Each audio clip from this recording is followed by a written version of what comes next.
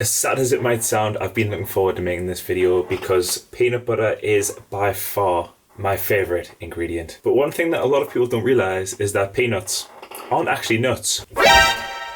They are actually legumes more related to chickpeas than other nuts like almonds or walnuts. That means, by definition, peanut butter contains neither nuts nor butter.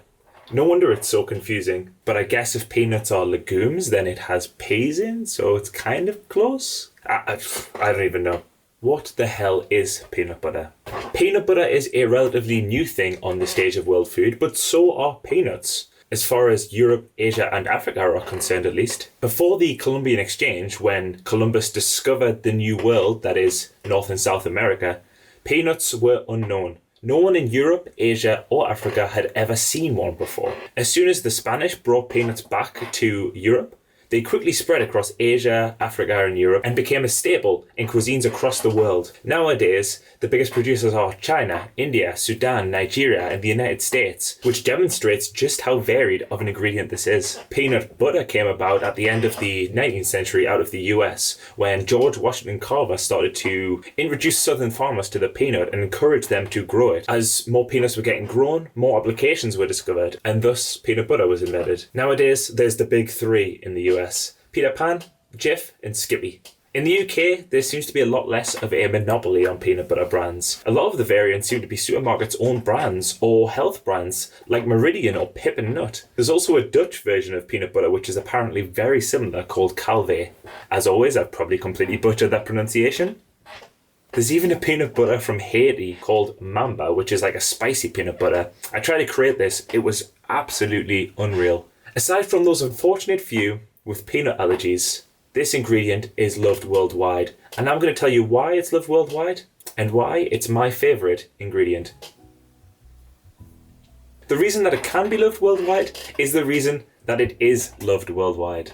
Peanut butter is so versatile. That's why peanuts and peanut butter have both become staple ingredients across cuisines across the world. Not to mention that it can be used across savoury and sweet dishes and be delicious in both. From peanut butter falafel and hummus to pad thai and peanut butter and banana on toast, all of these dishes work and all of them are amazing. And that's the second reason. Peanut butter is so delicious. Those peanut butter cups that I'm showing there, oh my god. In fact, hang on.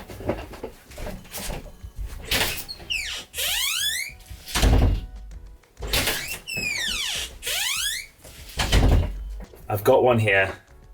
These are one of the ones I made it earlier. Oh my god, these are so good.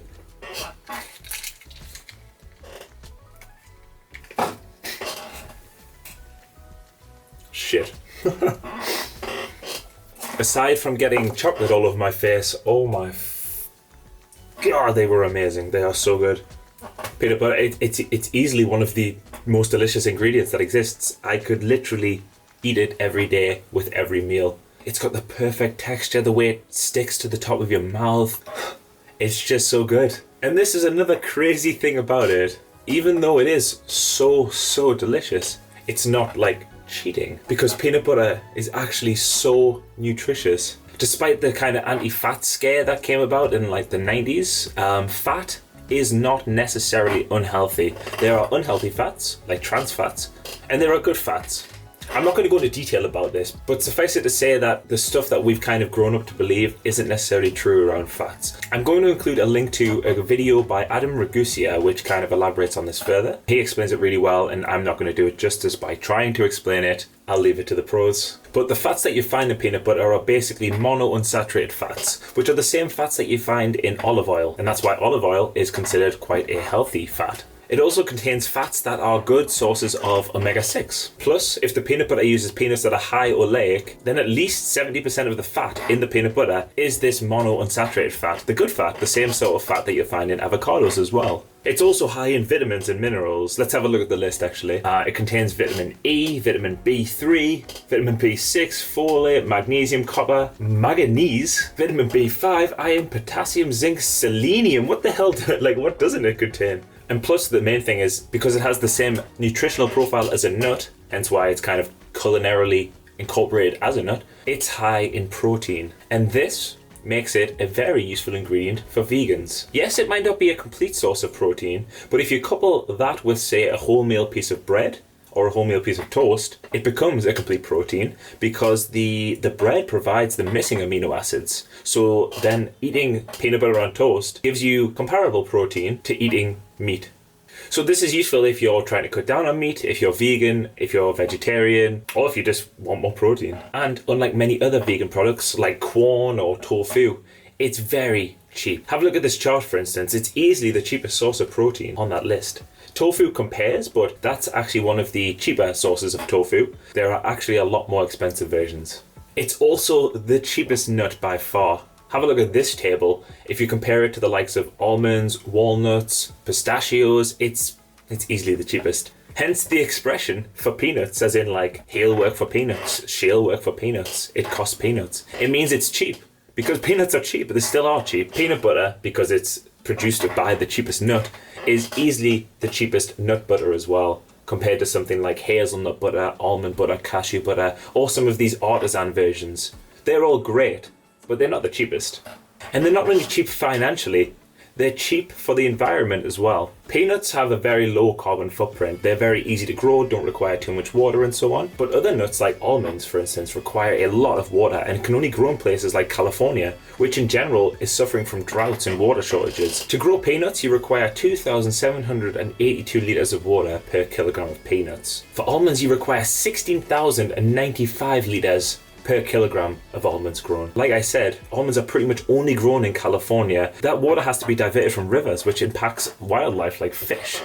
Plus, 60% of bee colonies in the US are used to farm almonds. That's absolutely insane. That's absolutely insane. Almonds are delicious, but is it really worth that carbon footprint? Peanut butter is a versatile, healthy, vegan-friendly, delicious source of protein that doesn't cost the earth.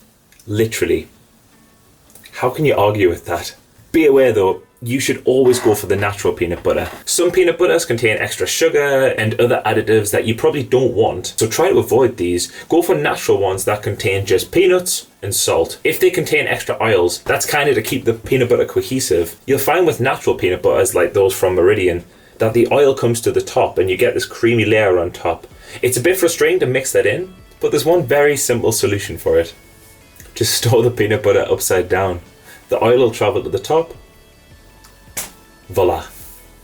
So I hope you've enjoyed this little video explaining why I love peanut butter. If you've enjoyed this video, please leave a comment, a like, and consider subscribing. Let me know your favorite ingredients in the comments and also your thoughts on peanut butter. Until next time.